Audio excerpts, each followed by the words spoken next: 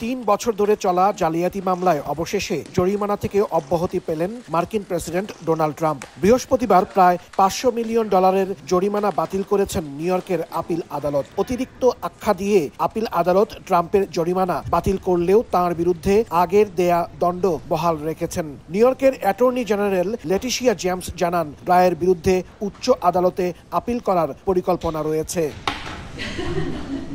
Appeal আদালতের রায়কে ভুয়া মামলার বিরুদ্ধে বড় জয় বলে মন্তব্য করেছেন প্রেসিডেন্ট ট্রাম্প। ছেলে ডন জুনিয়র সামাজিক যোগাযোগ মাধ্যম এক্সে লিখেছেন, 2024 সালের নির্বাচনকে প্রভাবিত করতেই ট্রাম্পের বিরুদ্ধে এই মামলা করা হয়েছিল, যা ছিল একটি অপচেষ্টা। আরও লেখেন, বাম ঘেঁষা নিউ ইয়র্কের আপিল আদালতও এতে একমত হয়েছেন।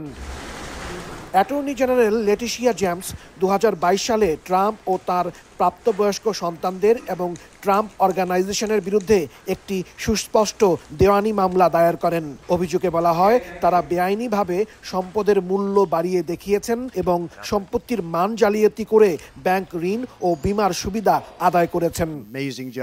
2024 সালের ফেব্রুয়ারিতে ট্রাম্প যখন হোয়াইট হাউস পুনরুদ্ধারে নির্বাচনী প্রচারণা চালাচ্ছিলেন, তখন বিচারক আর্থার অ্যানগরন ট্রাম্পকে দোষী সাব্যস্ত করে $354 মিলিয়ন জরিমানা করেন। সেই সঙ্গে 3 বছরের জন্য তাকে ব্যবসা পরিচালনা থেকে নিষিদ্ধ করা হয়। এতদিনে সেই জরিমানাই বেড়ে প্রায় $500 মিলিয়ন হয়েছে।